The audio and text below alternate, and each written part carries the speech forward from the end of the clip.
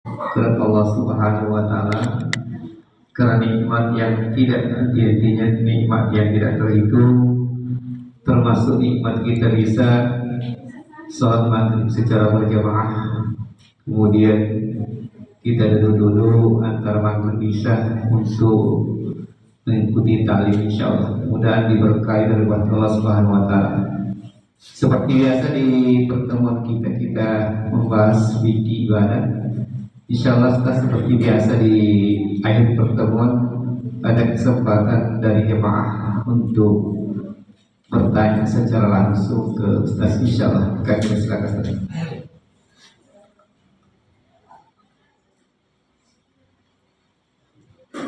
Bismillahirrahmanirrahim.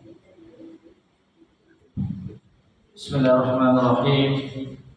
Assalamualaikum warahmatullahi wabarakatuh. Alhamdulillahirabbil alamin. Wassalatu wassalamu ala asyrafil anbiya'i wal mursalin. Nabiyyina Muhammadin wa ala alihi wa sahbihi ajma'in. Amma ba'd. Kaum muslimin wal muslimat, hadirin wal hadirat rahimakumullah. Pertama-tama kita senantiasa memuji Allah Subhanahu wa taala dan bersyukur kepadanya atas segala nikmat rahmat dan hidayahnya, sehingga kita dapat berkumpul kembali di rumah Allah Subhanahu wa taala dalam rangka mempelajari agama Allah Subhanahu wa taala. Salawat dan salam senantiasa tercurahkan kepada tujuan kita Nabi Allah Muhammad sallallahu alaihi wasallam beserta keluarga dan para sahabatnya, para pengikutnya yang tetap setia berpegang teguh kepada sunnah-sunnah beliau dan para sahabatnya hingga hari kiamat kelak. Amin ya rabbal alamin. Bapak-bapak, ibu-ibu, hadirin wal hadirat rahimakumullah. Insyaallah pada malam ini kita melanjutkan pembahasan kita, masih bagian daripada kitab Thaharah, yaitu tentang pembahasan masalah air. Ya. Ikhwatul Islam azakumullah, dalil tentang wajibnya berthaharah atau mensucikan diri kita, ya, atau bersuci dengan air itu landasannya adalah firman Allah Subhanahu wa taala dalam surah Al-Anfal ayat 11. A'udzu billahi minasyaitonir rajim. Wa yunazzilu 'alaikum minas samaa'i ma'an liyutahhirakum bih. Dan dialah Allah Subhanahu wa taala yang menurunkan atas kalian dari langit berupa air liyutahhirakum bih, untuk mensucikan kalian. Ya, jadi al-hujan itu ya adalah air yang dengannya kita dapat mensucikan diri kita sehingga kita bisa melaksanakan ibadah wudu dan sholat. Ya, itu surah Al-Anfal ayat 11. Begitu juga dalam surah An-Nisa ayat 43 dan surah Al-Maidah ayat 6. Allah Subhanahu wa taala berfirman, "Falam tajidu ma'an fatayammamu sha'idan thayyiban." Maka jika kalian tidak mendapatkan air untuk bersuci, maka hendaklah kalian bertayamum dengan tanah yang baik. Ya, jadi di sini sekali lagi kita tidak diperbolehkan bertayamum sebelum kita menggunakan air terlebih dahulu. Kecuali kalau airnya tidak ada, maka kita diperbolehkan untuk tayamum. Ya. Jadi sekali lagi ini dua dalil, dan masih ada lagi dalil-dalil yang lain yang menunjukkan bahwasanya bersuci itu dengan air. Ya. bersuci itu dengan air. Kemudian jamaah sekalian, para ulama bersepakat bahwa semua jenis-jenis air, ya jenis-jenis air itu suci dan mensucikan. Jadi semua jenis-jenis air itu suci mensucikan, ya. Air hujan, ya air sungai, ya air yang keluar dari bumi, mata air dari pegunungan dan seterusnya, itu ulama sepakat bahwa semua jenis-jenis air itu maka itu suci dan mensucikan, ya suci dan suci pada zatnya dan mensucikan bagi yang lainnya. Artinya kita bisa pakai untuk bersuci, ya kita pakai untuk bersuci, berwudu, mandi janabah dan yang seterusnya. Ya, ikhwatul Islam, termasuk juga air laut, ya termasuk juga air laut. Itu air laut juga suci mensucikan. Jadi orang boleh berwudu atau mandi janabah dengan air laut. Ya, sebagaimana di sini disebutkan dalam hadis Rasulullah SAW. Ya, ini hadis yang sahih, bahwasanya Nabi pernah ditanya tentang bolehkah bersuci berwudu dengan air laut, maka beliau mengatakan wa tahuru ma'uhu wal hillu maitatuh. Ya, air laut itu suci, artinya suci dan mensucikan. Ya, suci dan mensucikan, ya bisa dipakai untuk berwudu dan bisa dipakai untuk mandi janabah. Bahkan bangkainya pun halal untuk dimakan, tidak perlu disembelih. Yaitu ikan itu biar mati dengan sendirinya itu halal selama dia tidak busuk. Iya. Beda dengan hewan darat kan harus disembelih dulu. Ya, kalau ikan tidak perlu disembelih. Ya, itu maka kata Nabi, bangkai itu halal. Itu bangkai artinya meskipun dari disembelih hewan itu, maka dia halal. Meskipun kita pukul kepalanya halal. Beda dengan hewan darat. Kalau kita pukul kepalanya ayam mati, itu bangkai, tidak boleh. Jadi hewan darat itu seperti ayam, seperti burung, seperti kambing, sapi itu harus digerek lehernya, harus disembelih. Tapi kalau ditikam, kita tikam badannya mati, itu bangkai, tidak boleh. Atau kita pukul kepalanya sampai mati, tidak boleh. Atau kita pelintir begini kepalanya, tidak boleh. Itu bangkai. Beda dengan ikan kalau kita pukul kepalanya mati, halal. Karena dia mengatakan wal hillu maitatuh, halal, bangkai itu halal. Tapi ini khusus ikan, ya. Adapun binatang darat harus disembelih. Harus disembelih, tidak boleh kita pukul kepalanya, tidak boleh kita tikam misalnya, kita sakiti baru mati, kalau kita makan itu bangkai, haram. Jamaah sekalian yang dimuliakan Allah Subhanahu wa taala. Hadirin rahimakumullah. Iya. Begitu juga ulama sepakat, jamaah sekalian, bahwasanya air yang berubah salah satu sifatnya karena najis yang masuk ke dalam air tersebut sehingga berubah salah satu sifatnya. Apa itu sifat air? Ya, rasanya, baunya, dan warnanya. Ya, jadi jika kita mendapatkan, ya, di sebuah tempat air yang berubah salah satu sifatnya, apakah rasanya, warnanya, ya, atau baunya, disebabkan karena najis, ya, yang masuk ke situ, maka ulama sepakat bahwasanya itu najis airnya. Tidak ada di situ perbedaan pendapat jamaah sekalian yang dimuliakan Allah Subhanahu wa taala. Ya. Ulama juga sepakat, jamaah sekalian, jika air itu berubah karena sesuatu yang tidak bisa lepas dari tempat itu. Misalnya bak mandi kita, ya, misalnya ada lumutnya, ya, misalnya bak mandi kita tiba-tiba biasanya ada lumutnya karena faktor barangkali agak lama dibersihkan, lalu dia berubah, ya, karena ada faktor-faktor lumutnya. Ulama sepakat itu boleh dipakai itu air.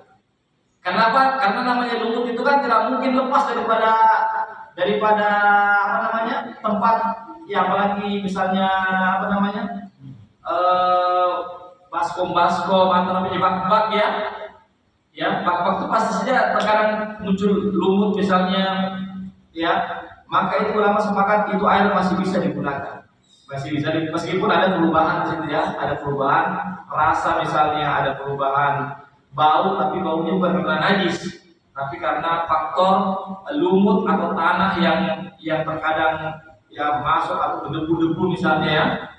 Dan terkadang kita punya bak mandi yang sudah debu masuk ya, sehingga ada tanah-tanahnya di dasar-dasarnya itu kan, terkadang sehingga airnya ada keruh-keruh misalnya kan, ya maka itu tidak mengapa. Ya sama seperti misalnya air kita misalnya musim hujan tiba-tiba keruh kan, apakah itu air ledeng, air pump atau air sumur kan begitu kan kalau musim hujan misalnya kan, ya kalau misalnya sekarang itu musim kemarau kan jernih itu air, tapi kalau musim hujan terkadang air kita menjadi keruh ya, air kita punya air sumur bor itu keruhnya itu kan faktor apa? Karena faktor tanah kan, ya faktor tanah, dan tidak mungkin juga air terlepas artinya namanya sumur ya, sumur kan pasti terkontaminasi dengan tanah kan, itu sumur pasti ada dia terkena dengan tanah di situ, akhirnya ada perubahan-perubahan kan, apakah perubahan warnanya, apakah rasanya, tapi bukan karena najis. Jadi ulama sepakat ini adalah sesuatu yang tidak bisa dihindarkan namanya. Tanah, lumut, debu, ya itu tidak bisa dihindarkan dari sumur yang kita punya atau tempat-tempat bak-bak yang kita miliki. Itu tidak mungkin terhindar dari hal-hal itu semua. Sehingga ulama bersepakat meskipun ada perubahan di situ, apakah perubahan warnanya, rasanya atau baunya, maka tetap dikatakan suci dan mensucikan. Ini jamaah sekalian yang dimuliakan Allah Subhanahu wa taala. Sama juga misalnya kita punya apa namanya? Misalnya itu kadang yang di kampung-kampung ya, di kampung-kampung saya dulu masih ingat waktu dulu masih kecil itu di kampung nenek saya itu sumur itu di luar ya, di luar rumah itu sumur. Ya sehingga itu ada daun-daunan jatuh ke sumur ya, pohon-pohonan jatuh ke sumur, akhirnya sumur itu agak berubah kan, karena faktor daun. Itu juga tidak bisa dihindarkan, namanya daun ya pasti jatuh kena angin ya. Daunnya juga kita hindarkan, betul kita mau tebang itu daun-daunnya sekitar sumur ya, maka sumurnya aman. Tapi selama itu sumur itu dikelilingi oleh pohon-pohon, ada angin, ada hujan, maka berjatuhlah berubah itu daun-daun kan, namanya daun kan berwarna hijau ya, maka berubah kan, berubah itu terkadang sumurnya warnanya, tapi itu bukan karena najis. Itu pun juga perubahannya karena sesuatu yang tidak mungkin terhindar dari apa namanya terkontaminasi dengan jatuhnya itu daun-daun, sehingga ulama mengatakan karena itu faktor yang sulit terhindarkan dari percampuran dengan daun-daunan itu, maka ulama bersepakat tetap dikatakan suci dan mensucikan. Jadi saya masih berbicara tentang hal-hal yang sepakati dulu. Jadi perkara-perkara yang kami ini Pak, termasuk masalah fikih ini ada hal-hal yang sepakati dulu. Nanti setelah itu baru hal-hal yang diperselisihkan pendapat para ulama. Ya nanti sebentar ini saya akan sempat bacakan beberapa perselisihan. Ini jamaah sekalian ya. Jadi itu. Kemudian yang berikutnya hadirin, ulama juga sepakat ya bahwasanya air yang banyak, yang sangat banyak sekali ya jamaah sekalian, yang banyak sekali jamaah sekalian ya, yang kemudian itu ada najis yang masuk ke air tersebut ya, lalu tidak berubah salah satu sifatnya ya, airnya banyak sekali itu airnya ya, anggaplah lebih dari berapa kubik misalnya ya, lebih dari 1 kubik lebih.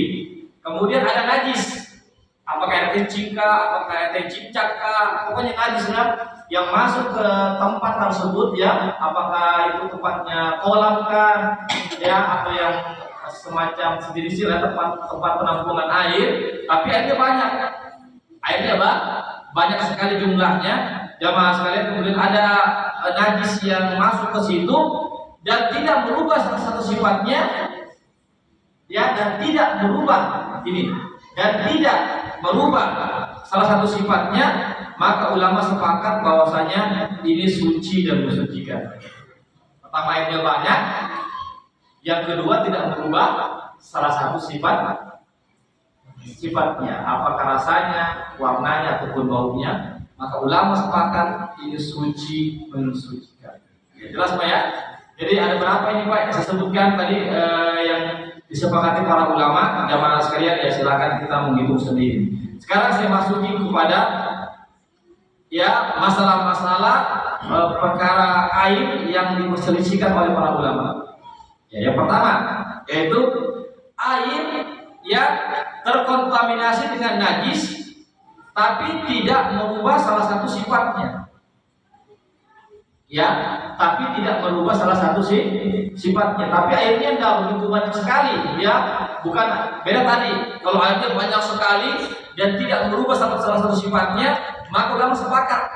Maksudnya itu hanya suci mensucikan. Ini ada air, tapi airnya tidak terlalu banyak sekali, tapi tidak merubah salah satu sifatnya, meskipun terkontaminasi dengan najis, misalnya air kencing, ya, atau misalnya terkena misalnya air cicak misalnya, ya, tapi tidak merubah salah satu sifatnya.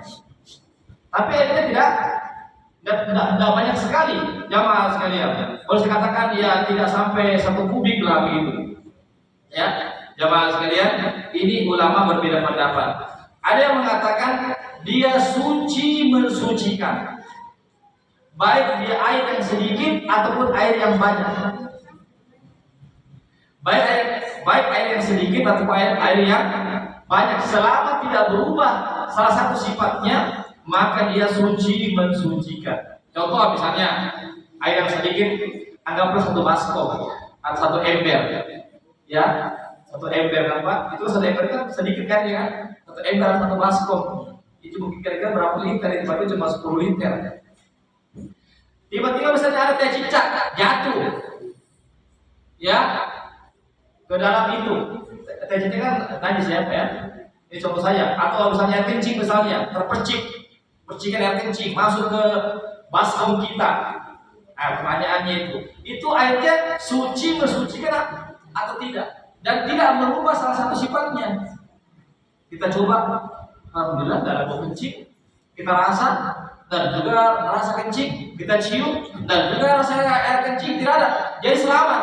3 sifatnya tidak ada yang berubah. Tapi kita lihat itu ada najisnya itu. Kita lihat dengan mata kepala itu najis. Boleh tidak dipakai berwudu? Nah, itu berbeda pendapat para ulama. Jamaah sekalian. Jadi pendapat yang pertama ini mengatakan, ya jamaah sekalian, itu airnya suci mensucikan. Suci mensucikan artinya boleh dipakai untuk berwudu, mandi janabah atau mandi wajib. Meskipun airnya sedikit, ya, selama tidak berubah salah satu sifatnya. Jelas Pak ya? Ya, jelas sekalian? Ya. Kemudian pendapat yang kedua, jamaah sekalian, pendapat yang kedua mengatakan membedakan antara air yang sedikit dengan air yang banyak. Ya, dia bedakan antara air yang sedikit dengan air yang banyak. Ya, kalau airnya sedikit kena najis, meskipun tidak berubah salah satu sifatnya, maka dia mengatakan bahwasanya airnya tetap dianggap najis. Tetap najis. Karena apa? Karena kena najis meskipun tidak berubah salah satu sifatnya. Iya. Namun jika airnya banyak, jamaah sekalian, ya, jika airnya banyak dan tidak berubah salah satu sifatnya, ya, maka tidak dinamakan najis. Tidak dikatakan najis air tersebut. Ya. Jadi pendapat pertama tadi, sedikit atau banyak, selama tidak berubah salah satu sifatnya, tetap suci dan mensucikan.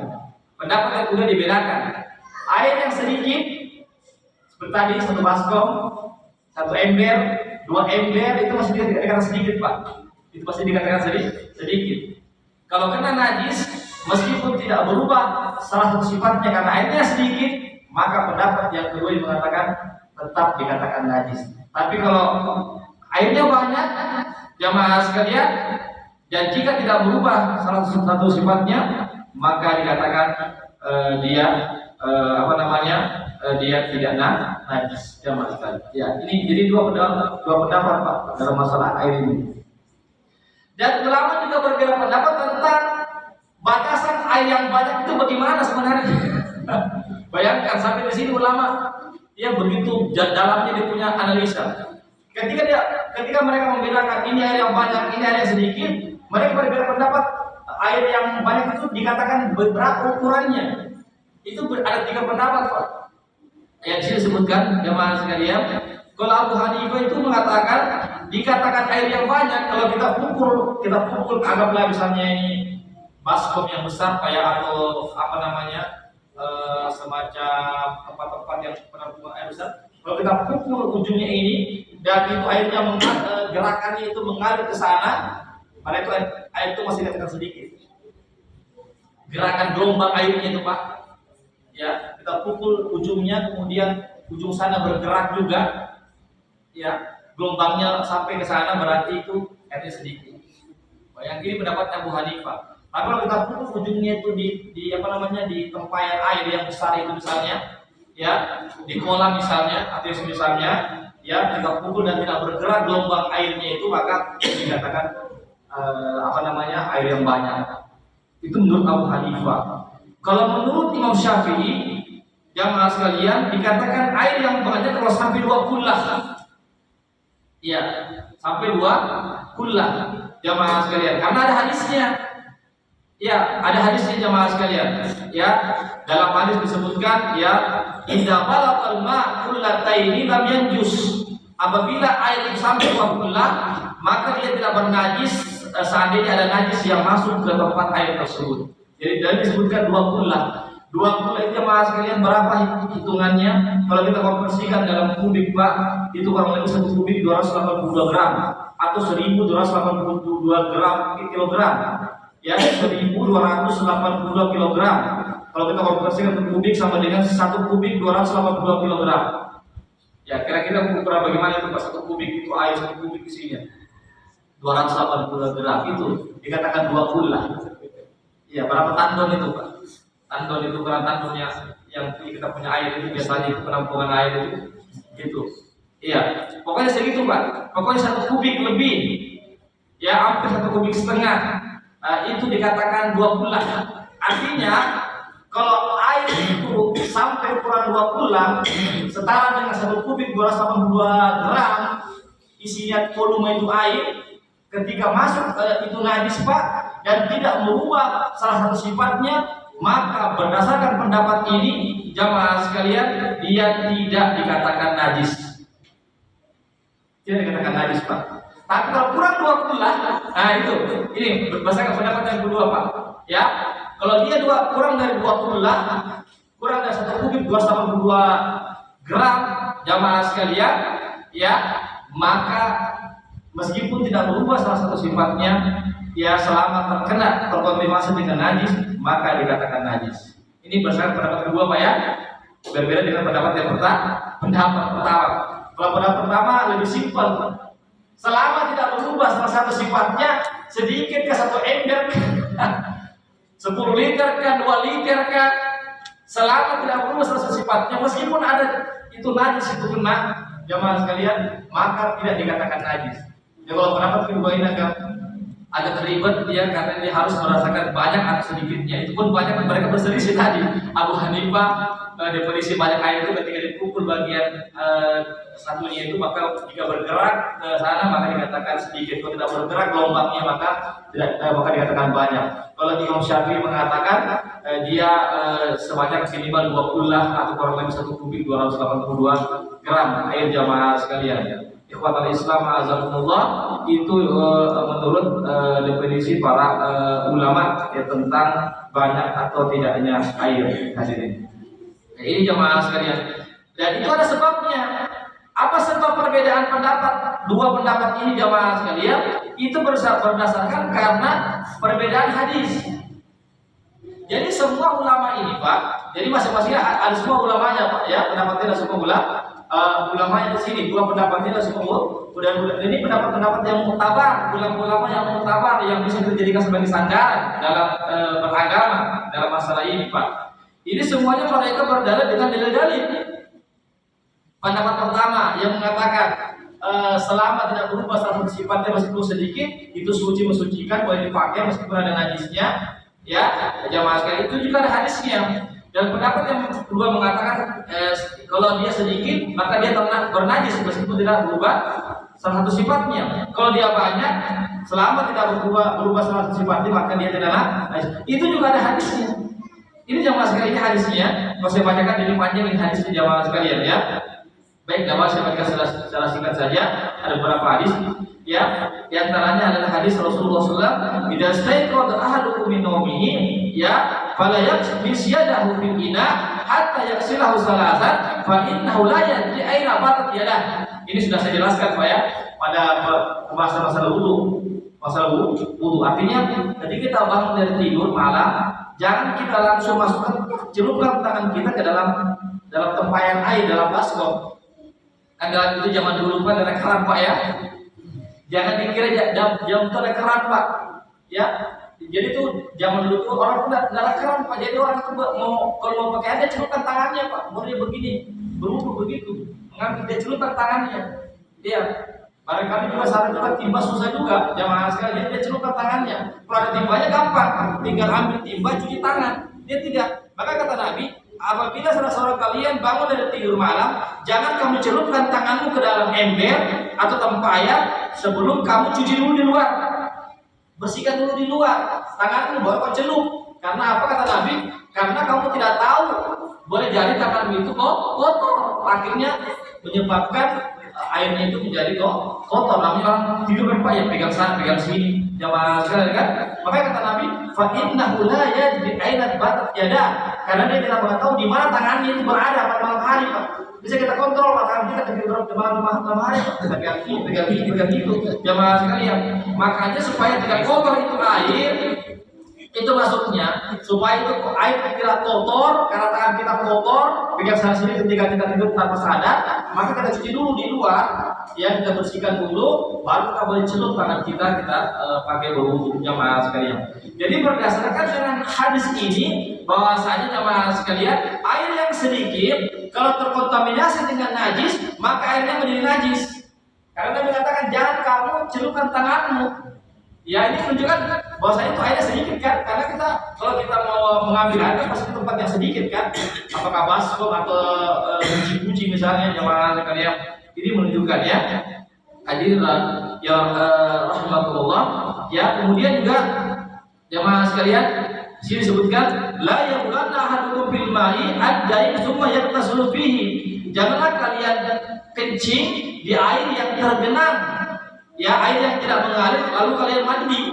Jadi misalnya di tempat-tempat kolam-kolam kecil ya, kolam-kolam kecil ya, kita kencing di situ lalu kita mandi. Nah, itu Nabi larang. Karena apa? Karena kolam kecil atau baskom kecil itu kita mandi di dalamnya itu kalau kita kencing, maka itu air akan bernajis kan?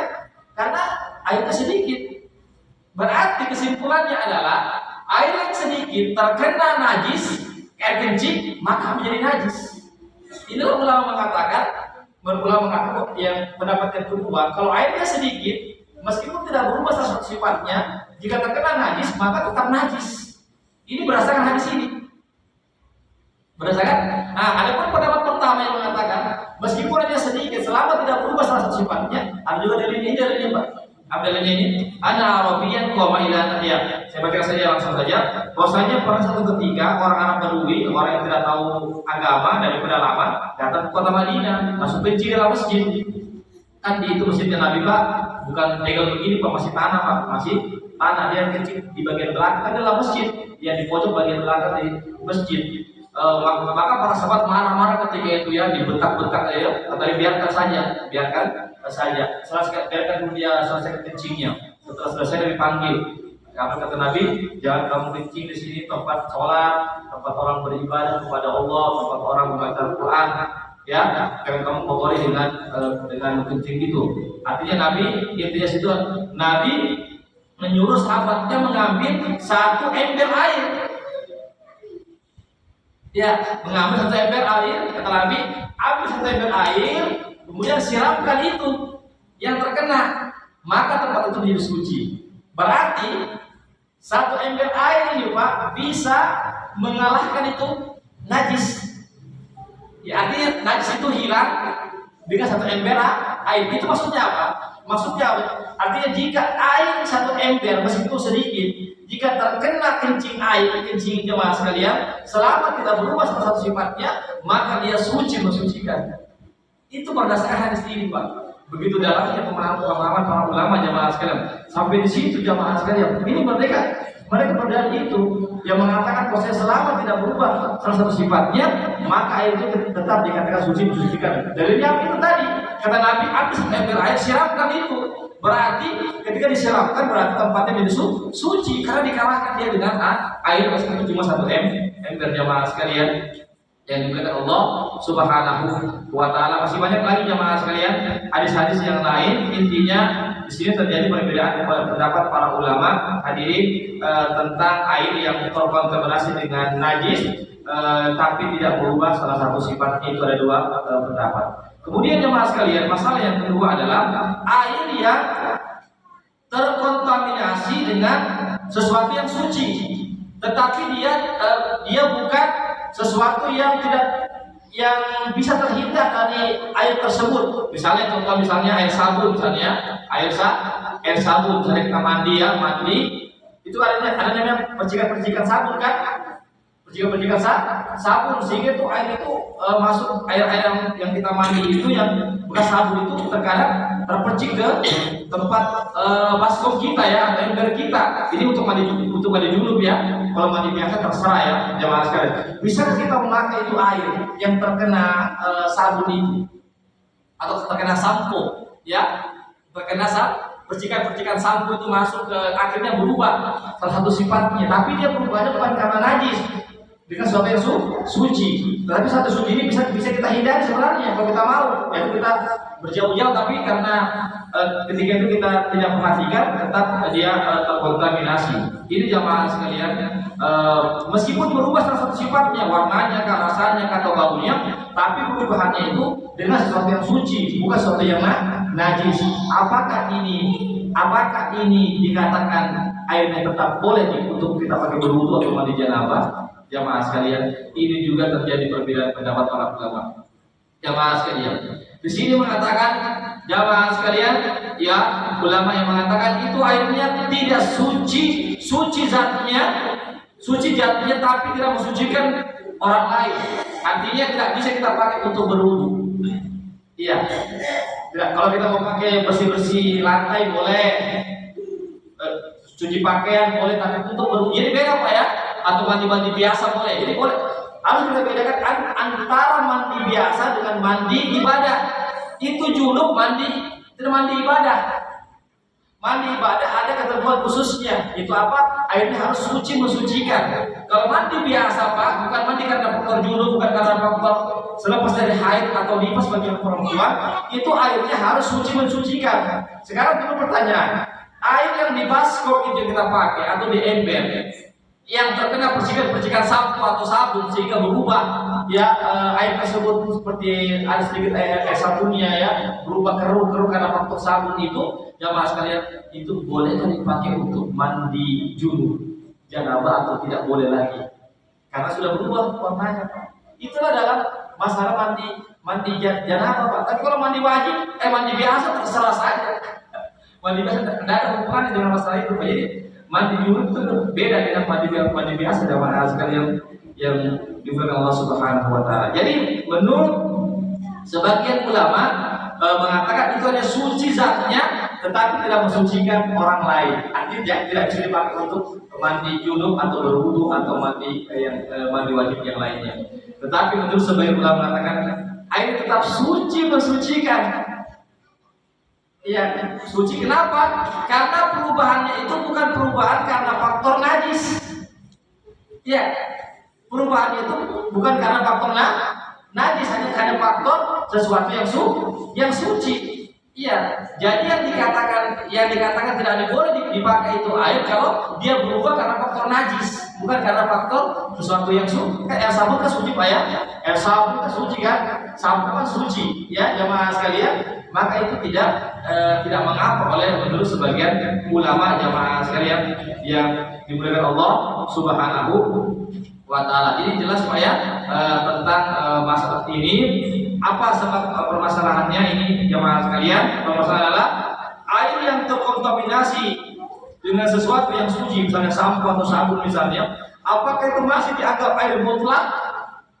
Air mutlak itu air yang masih bersifat aslinya, atau air yang bukan lagi bersifat mutlak karena sudah ada perubahan. Itulah yang menyebabkan para ulama berbeda pendapat. Ada yang mengatakan dia masih mutlak. Ya, kenapa? Karena kita masih mengatakan itu air. Kecuali kalau kita mengatakan itu air sabun, itu berarti ada bukan lagi air mutlak karena sudah sabunnya lebih mendominasi daripada airnya. Jadi beda Pak ya. Air sabun misalnya begini. Misalnya kalau kita misalnya mau mencuci kan Pak, kita taruh sabun kan, apa kita katakan ini air kan air sabun. Air sabun karena sabunnya yang mendominasi. Tapi kalau air itu cuma kena percikan-percikan sabun saja, artinya tetap keruh tapi busa-busanya tidak sama dengan air sabun, maka itu masih dikatakan sebagai air mutlak. Bukan, dan orang mengatakan ini air sabun, tidak ada. Air sabun itu betul-betul sabunnya banyak ya, busanya banyak. Semua orang mengatakan ini air sabun. Ketika itu air sabun itu Pak tidak bisa dipakai untuk bermandi. Jamaah sekalian, dia bisa untuk pakai mandi janabah. Kenapa? Karena dia sudah berubah menjadi air yang bukan lagi air mutlak. Jamaah sekalian, bukan air yang mutlak. Hadirin yang dimuliakan Allah Subhanahu wa taala. Yang ketiga jamaah sekalian adalah air yang mustakmal. Air yang mustakmal yang sudah pernah dipakai. Misalnya kita berwudu Pak, maka bekas-bekas wudu itu masuk lagi ke tempayan tersebut. Itu apakah bisa dipakai atau tidak? Itu air mustakmal, air yang sudah dipakai, lalu kita pakai lagi untuk berwudu. Ya, air yang kita pakai untuk berwudu dipakai lagi untuk kita berwudu atau dipakai lagi orang lain untuk berwudu. Bisa tidak kita pakai untuk air itu? Itu juga terjadi perbedaan pendapat para ulama jamaah sekalian. Ada yang mengatakan jamaah sekalian tidak bisa digunakan sama sekali. Air mustakmal itu tidak bisa digunakan sama sekali, harus diganti. Sebagai ulama mengatakan jamaah sekalian boleh, tapi hukumnya makruh. Hukumnya makruh. Itu makruh itu artinya apa? Kalau kita tinggalkan mendapatkan pahala, kalau kita kerjakan jamaah sekalian tidak berdosa. Itu namanya makruh. Pendapat yang ketiga jamaah sekalian, hukumnya adalah tidak ada bedanya antara air mutlak dengan air yang sudah dipakai. Air mustakmal sama. Air yang belum dipakai dengan air yang sudah dipakai itu sama. Karena apa? Karena tidak ada najisnya. Kecuali kalau bekas wudu itu jelas-jelas ada najisnya itu yang tersisa di situ, maka itu dikatakan air yang najis. Jadi air mustakmal berdasarkan pendapat yang ketiga dan air mutlak itu sama hukumnya, suci mensucikan. Jadi sekali lagi Pak, dia boleh, tidak dikatakan makruh, tidak dikatakan najis, tetap dia dikatakan boleh dan bisa digunakan. Jadi ada tiga pendapat Pak. Jadi air mustakmal itu ada tiga pendapat. Ya meskipun biasa yang berkembang kita di negara Indonesia ini misalnya kita tidak boleh kita berwudu air mustakmal. Itu yang kita dapatkan di negara kita ini ya. Karena ada pendapat demikian mengatakan tidak boleh air mustakmal itu.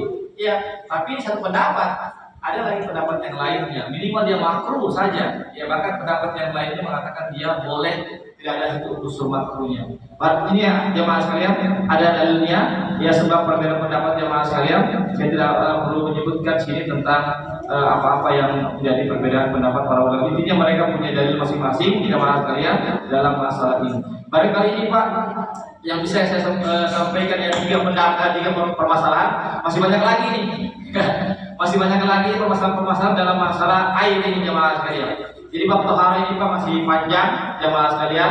Kalau sudah selesai bab taharah kita akan masuk di bab sholat. Jadi bab taharah itu masih panjang. Silakan Pak bertanya. Boleh juga bertanya di luar permasalahan ini. Kalau seandainya permasalahan air ini belum terlalu penting ditanyakan, boleh tanyakan permasalahan yang lainnya insyaallah. Bismillahirrahmanirrahim. Assalamualaikum warahmatullahi wabarakatuh. Saya menarik apa yang disampaikan oleh Bapak terus bahas bahwa pahala itu sangat seperti itu. Dan saya garis bawahi, kebetulan saya di lapangan banyak. Bagaimana halnya dengan air kolam renang? Di situ kan tidak sadar orang kencing, bisa nggak dipakai untuk kalau misalnya tidak ada tempat lain dipakai, kecuali di situ saja kita ada air, dan itu air kalau tadi menjelaskan bahwa tidak ada warna bau, tapi sudah dikencing, dan itu tidak bisa kita ingat bahwa tidak ada yang kencing di kolam renang. Ya, pasti ada yang kencing. Saya sendiri biasa di kolam renang. Tidak bisa kita naik kencing dia mati dalam dulu. Ya, bagaimana tentang lalu yang kedua, air kelapa. Ya, bisa nggak dipakai dulu? Air kelapa. Yang ketiga, air mustamal tadi ya, itu yang tadi sebenarnya saya mau, karena pernah saya dengar Ustaz bahwa air mustamal, air yang sudah dipakai bekasnya itu tidak boleh. Tapi sekarang saya dengar bahwa ada 3 pendapat. Saya minta bagaimana hadisnya yang kuat di antara 3 itu. Terima kasih supaya kita bisa merujuk ke situ. Lebih dan kurangnya mohon dimaafkan. Assalamualaikum warahmatullahi wabarakatuh. Tentang air yang kolam ya. Sekarang ini itu air kolam itu kira-kira berapa kubik itu Pak? Banyak kan? Lebih dari 1 kubik ya. Ya kan kita sudah punya tadi ini ya. Apabila itu airnya banyak sekali ya, lebih dari 2 pula ya. Air yang 2 pula saja Pak, yang 1 kubik 282 gram itu sudah dikatakan air yang banyak, apalagi sampai 2 kubik, 10 kubik. Ulama sepakat ya, ulama itu sepakat air yang banyak sekali ya, kemudian terkontaminasi dengan dengan najis ya, dan tidak merubah ya salah satu sifatnya ya, tidak merubah salah satu sifatnya, maka dia dikatakan air yang suci, mensucikan. Nah sekarang kita lihat air kolam. Air kolam itu lebih dari 2 pula kan? Lebih dari 2 pula. Nah sekarang coba kita deteksi. Anggaplah semuanya kencing semua, itu anggap 10 orang yang berenang kencing semua. Contoh misalnya ya. Lalu kita deteksi di situ. Ya cium, berubah tidak Pak? Kalau berubah, kita cium dulu, bau tidak? Kalau tidak bau berarti aman. Sekarang kita rasakan lagi. Coba dulu. Tidak, ada tidak rasa kencing? Kalau tidak ada berarti aman. Kemudian apa lagi? Warnanya. Ya, tidak berubah. Apakah masih warna kolam, air kolam atau sudah warna kencing? Kuning-kuning. Kalau ketiga-tiganya tidak ada Pak perubahan, aman berarti. Ini sudah kita terima pelajaran. Aman berarti Pak, berarti boleh dipakai.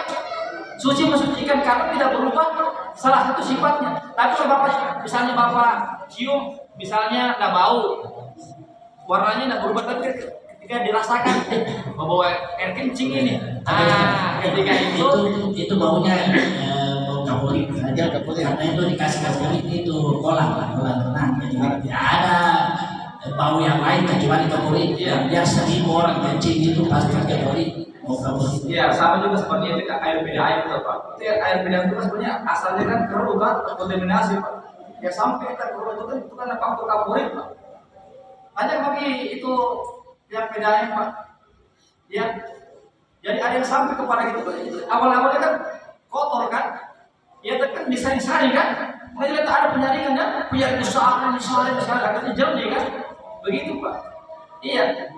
Jadi air kapur itulah yang bisa menjernihkan dia, bisa mematikan kuman-kuman itu Pak. Begitu Pak. Jadi air yang sampai ke rumah kita sebenarnya itu bukan air yang jernih begitu Pak. Sudah terkontaminasi ya. Dia dilewati itu namanya, yang kita lihat itu kan sebenarnya asalnya dari itu Pak. Tapi karena ada saring-saringannya Pak ya, berlapis saring, dikasih kapur, akhirnya jernih. Itu yang kita konsumsi jadi air. Iya, berarti boleh kita pakai.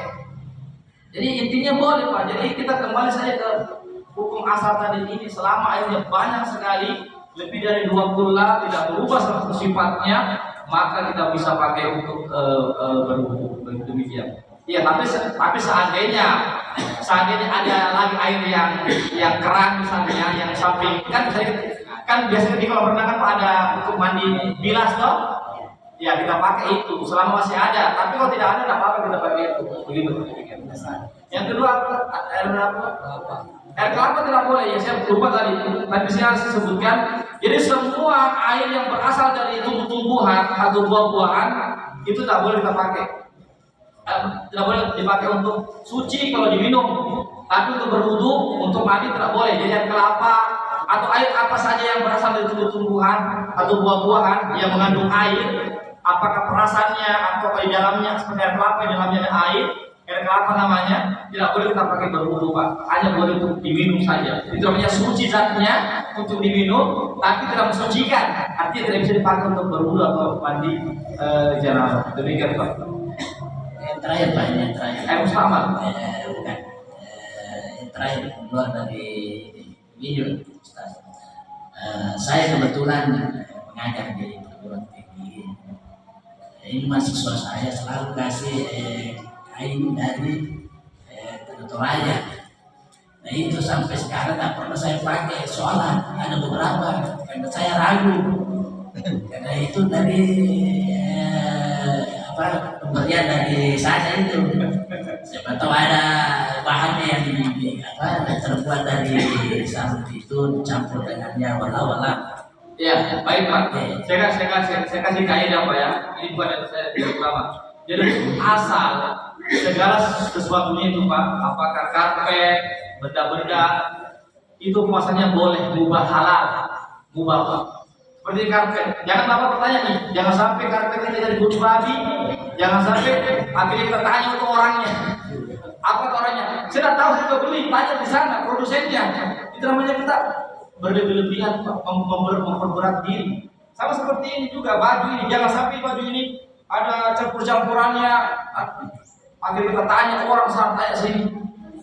Jangan hukum asal segala sesuatu itu hukumnya halal dan boleh. Sama dengan kain Pak, kain apa saja semua. Ya kecuali kalau kita jelas-jelas lihat dengan mata kepala kita, dia kasih kain sutra di situ masuknya ada kasih sutranya, atau setelah ada kulit babi ya, bulu-bulu babi, kita lihat dengan mata kepala, itu baru tidak boleh. Selama kita tidak melihatnya, Pak, hukum asal itu boleh. Ya, hilangkan namanya keraguan-raguan Pak. Ya, hilangkan keraguan-raguan. Karena hukum asal itu boleh Pak. Jangan kita memperberat diri. Ya, sama seperti misalnya juga ada juga orang tidak mau makan daging ayam kalau dia tidak lihat disembelih itu, disembelih. Jangan sampai nanti itu ayamnya disembelih, jangan sampai ayamnya dipukul kepalanya. Ini memberatkan diri Pak. Iya, memberatkan diri karena hukum asal jamaah sekalian, hukum asal ya barang-barang yang kita beli itu hukumnya adalah halal, kecuali kita lihat betul-betul dengan mata kepala kita itu ayam yang dijual itu betul-betul dia pukul kepalanya, kita lihat baru dia goreng, baru dia jual lah, jangan kita beli. Selama jamaah sekalian dia pajak itu ayam-ayam atau daging-daging jamaah sekalian, jangan kita mempersudiri, kita tanya Pak, kita sembelih ini atau tidak?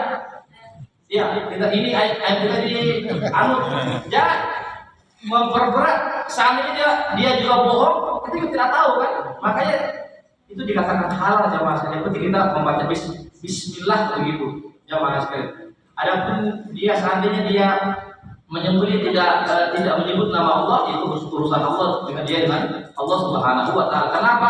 Karena kita ini Pak menghukumi orang itu secara zahirnya Pak, secara nampaknya. Adapun hal-hal yang tidak nampak itu kita kembalikan kepada Allah Subhanahu wa taala. Kenapa Pak? Karena kalau kita punya prinsip demikian, maka kita susah makan ayam, susah makan daging Pak. Karena kita harus lihat dulu dia potong atau tidak. Itu yang sulit Pak. Jamaah sekalian. Sedangkan kita terkadang butuh namanya makan yang siap saji begitu Pak. Jadi maksudnya diperbolehkan. Ya demikian. Air musta'mal tadi Pak, tentang air musta'mal itu mana yang roji sebenarnya kembali kepada mazhabnya masing-masing ya. Iya, kalau mazhab Syafi'i mengatakan air musta'mal tidak boleh. Jadi orang-orang yang ikuti mazhab Syafi'i Itu dia katakan itu yang kuat. Jadi saya jangan sampai kalau saya merojikan Pak, nanti saya subjektif. Iya, kalau saya pribadi saya mengatakan air mustamal itu boleh. Saya tidak mengikuti mazhab Syafi'i dalam masalah ini. Ya, tapi sekali lagi saya juga tidak menyalahkan mazhab Syafi'i dalam masalah ini karena Imam Syafi'i siapa yang tidak mengenal Imam Syafi'i? Tapi mazhab yang lain mengatakan dia boleh. Hukumnya suci, mensucikan, tidak ada bedanya Pak. Karena tidak ada najis. Karena air suci cuma dua kata ulama. Ya, itu jenisnya cuma dua. Air suci mensucikan, air yang najis. Tidak ada yang ketiga. Tidak ada yang ketiga Pak. Tidak ada yang ketiga. Jamaah sekalian. Jadi air mustamal itu selama tidak bernajis maka dikatakan air suci. Tidak ada air yang jenis yang ketiga. Jamaah sekalian. Begitu ya. Tapi mazhab Syafi'i mengatakan air itu ada tiga, yaitu air mustamal. Ada air yang suci mensucikan, ada air mustamal, ada air yang bernajis. Mustamal itu suci zatnya, tetapi tidak mensucikan yang lainnya. Begitu Pak. Itu mazhab Syafi'i. Ya saya tidak berani untuk merojikan yang mana, yang sampai rasa subjektif. Silakan Bapak kira-kira mau mengambil pendapat yang mana. Saya cuma memaparkan ada perbedaan pendapat dalam masalah ini. Masih ada barangkali Ustaz, bagaimana Ustaz? Ada yang ketuk kayak di bawah. Ya. Ada yang ketuk dari belakang. Iya silakan. Iya. Silakan kesempatan. Bismillahirrahmanirrahim. Alhamdulillah, terima kasih atas waktu yang diberikan. Assalamualaikum warahmatullahi wabarakatuh. Tapi Pak Ustaz, yang saya mau tanyakan ini cuma masalah bersedekah, boleh? Boleh? Sedekah. Iya, cuma. Iya, silakan dulu. Iya. Silakan dulu sedekah.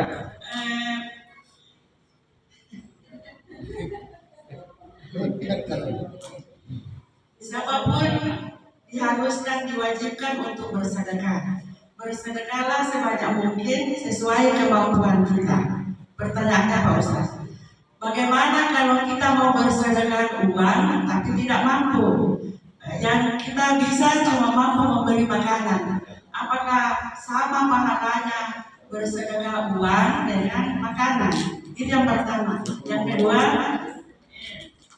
jika orang jarang bersedekah, tapi selalu menunggu untuk disedekahi, dan kapan dia bersedekah, dia mengpakai dan menguji. Apakah bersedekah itu sebaiknya diam-diam saja atau terang-terangan? Itu Pak Ustaz. Terima kasih. Assalamualaikum warahmatullahi wabarakatuh. Ada dua pertanyaan Budi. Ada dua ya, Pak ya? Yang pertama tentang sedekah, apakah boleh dengan makanan ya? Sama pahalanya ya. Iya. Jadi tergantung kepada orang yang membutuhkan ya. Orang yang membutuhkan. Misalnya, ini orangnya butuh uang, maka yang lebih afdol uang. Tapi kalau orang itu butuh makanan, maka lebih afdol makanan. Iya. Kecuali kalau zakat. Jadi beda antara sedekah dengan zakat. Kalau zakat harta itu harus uang. Zakat harta harus uang. Kecuali kalau kita lihat juga, ini butuh beras, boleh kita konversikan ke beras, kita belikan beras, tapi kemasan harus uang. Itu zakat harta Pak ya. Tapi boleh kita belikan beras atau sembako. Jika kita anggap dia butuh sembako, tapi selama kita anggap dia tidak butuh sembako, harus uang. Kalau sedekah itu fleksibel. Sedekah itu fleksibel. Ya, bisa kita dengan uang, bisa dengan apa namanya? Dengan barang-barang. Ya. Jadi kita lihat saja, ini butuhnya apa ini orang ini. Ya. Kalau masjid ya pasti butuh uang kan? Kalau masjid, karena untuk pembangunan ya atau biaya operasional. Ya kalau masjid kan tidak terlalu penting namanya sembako kan. kita sumbang bersembako kan tidak terpenting kan? Karena masjid kan butuh biaya operasional, biaya listrik dan seterusnya. Jadi begitu. Intinya dua-duanya afdol itu. Ya, dua-duanya afdol. Tinggal kita lihat saja yang kita mau sedekahkan ini dia butuh apa kira-kira? Butuh uang atau butuh sembako misalnya atau makanan? Ya, yang kedua, ya bersedekah itu apakah boleh terang-terangan atau harus bersembunyi? Dalam Al-Quran menyebutkan kedua-duanya. Iya, kedua-duanya. Jadi dalam hadis Nabi kedua-duanya. Jadi boleh kita terang-terangan, boleh sembunyi. Yang penting kita jaga niat kita. Kalau terang-terangan jaga niat kita, jangan sampai kita riak. Tapi hukumnya boleh. Apa tujuannya kita terang-terangan? Agar termotivasi orang lain, agar mereka juga mau menyumbang. Itu juga terjadi di zaman Nabi, ada yang terang-terangan menyumbang. Tapi sekali lagi tetap yang tersembunyi itu tetap yang lebih aman tersembunyi itu, karena dia tetap jauh daripada teriak. Kalau yang terang-terangan itu bisa mencuri, ya, tapi selama kita bisa menjaga hati kita daripada dia, maka hukumnya boleh. Jadi sekali ibu silakan mau sedekah terang-terangan atau secara sembunyi boleh, yang penting jaga niat kita, ya jangan sampai kita riak. Demikian. Cukup. Assalamualaikum warahmatullahi wabarakatuh. Terakhir Pak, terakhir. Kalau saya kasus ini Pak Ustaz, saya pernah dapat di Masjid Kero, dia baru wudhu, air mulutnya itu dikeluarkan di kol, ada di bak, jadi dia baru wudhu, keluar semua itu air wudhunya di bak, di Kero gitu. Ya kasih kembali di bak, sehingga kita yang lihat lagi jorok lah. Tapi dia bilang ini kan lebih dari 2 bulan. Jadi dari sekian tadi masa-masa itulah akibat jadi masyarakat Pak Ustaz. Kadang terjadi pertentangan. Jadi bagaimana mencikapi ini Pak Ustaz? Karena yang tidak lihat itu langsung berwudu. Kita yang lihat jorok. Tapi dia bilang itu ada 2 bulan ini. Iya, kalau ya betul juga Pak. Artinya kalau kita lihat daripada hukum tadi itu, ya kata Nabi, "Idza balagha al-ma'u lam yajuz." Apabila air itu sudah sampai 2 bulan, kalau kita konversikan ke kubik lebih, maka dia tidak bernajis Pak. Ya, juga yang keluar dari mulut itu najis atau bukan? Kecuali kalau najis ya, bukan najis kan? Cuma cuma ya, maka sebaiknya kumur-kumurnya jangan dikeluarkan gitu, sebaiknya keluar.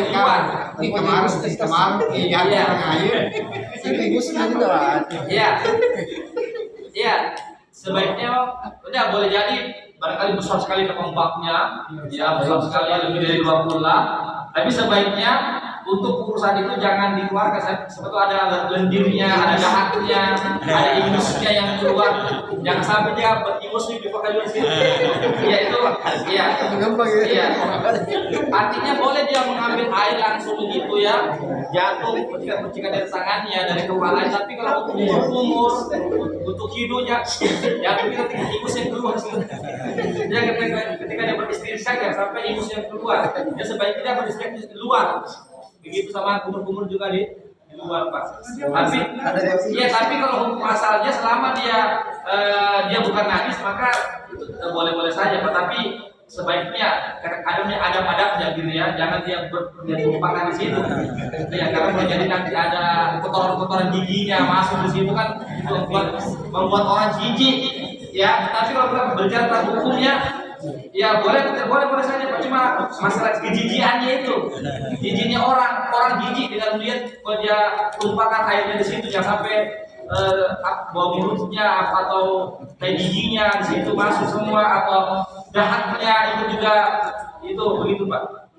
Ya demikian. Tapi hukum asalnya boleh saja hukum asalnya. Ya. Demikian jemaah sekalian apa yang bisa kami sampaikan ya, karena waktu terbatas dan kita cukupkan sampai sini kalau pada dua majelis. Subhanallah wa bihamdik, asyhadu an la ilaha illa anta, astaghfiruka wa atubu ilaik. Wassalamualaikum warahmatullahi wabarakatuh.